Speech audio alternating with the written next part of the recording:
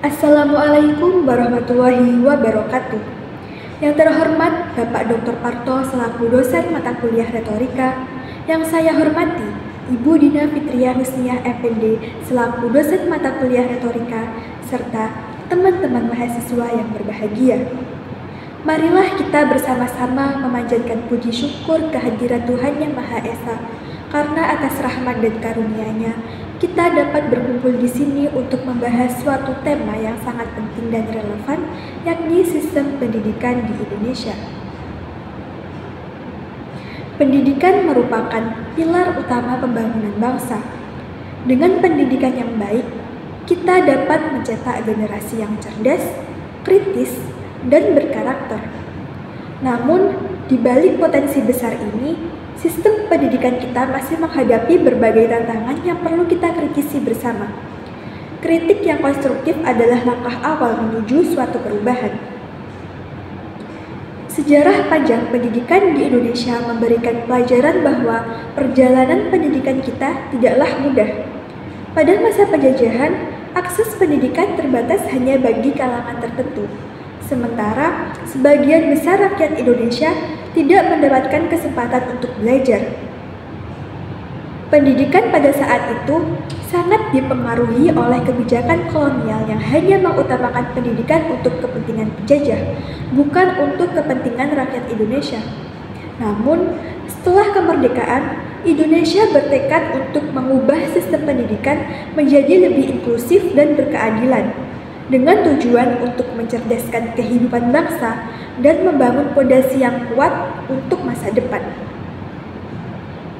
Mari kita mulai dengan melihat struktur sistem pendidikan kita.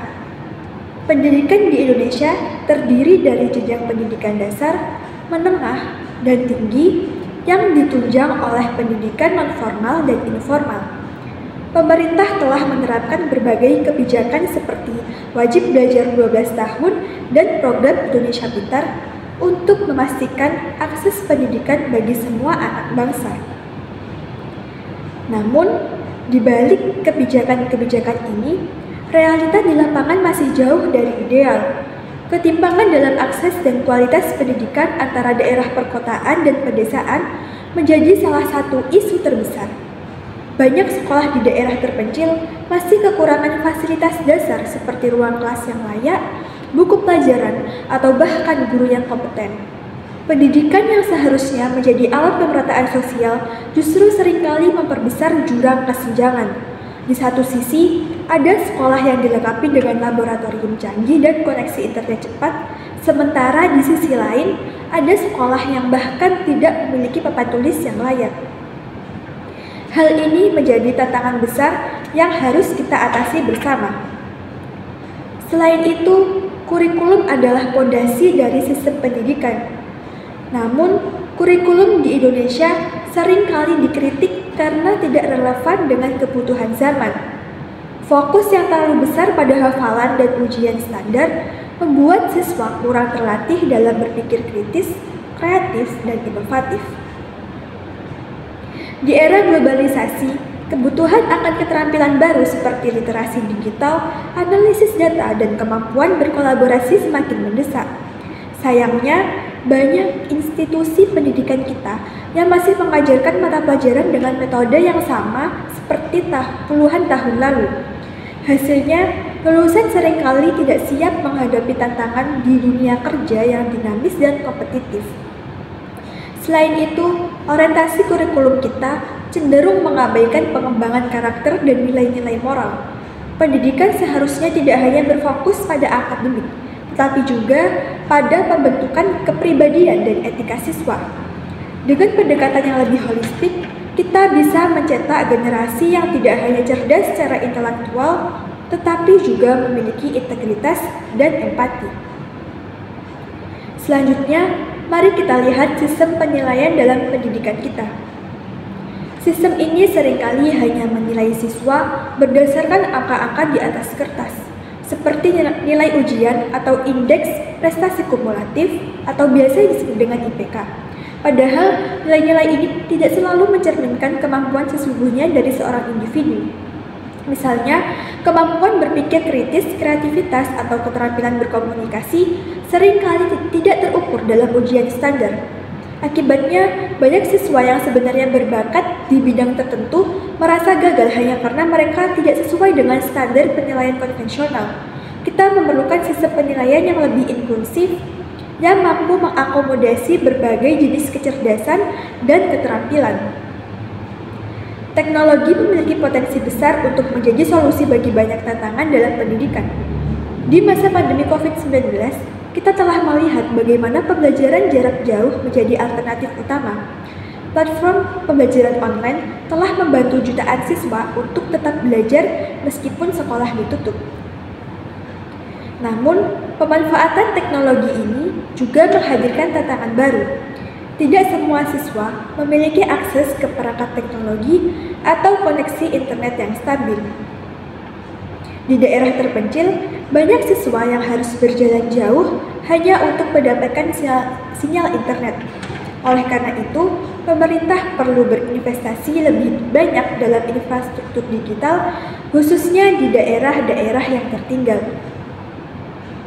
Contohnya adalah sebuah sekolah di pedalaman Papua yang diberitakan tidak memiliki ruang kelas memadai, sehingga para siswa harus belajar di bawah pohon.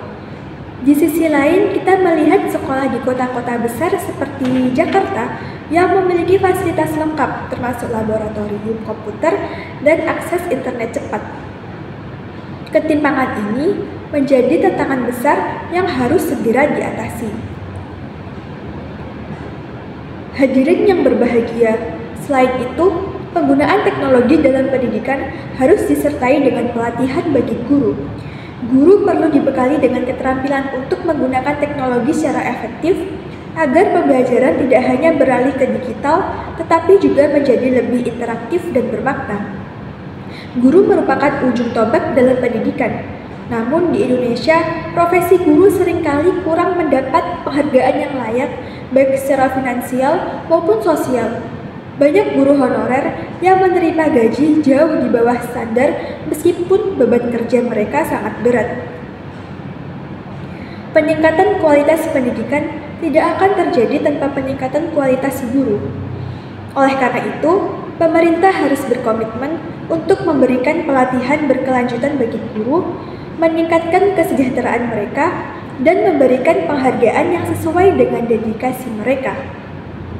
Dengan guru yang berkualitas dan termotivasi, kita bisa menciptakan lingkungan belajar yang lebih baik bagi siswa.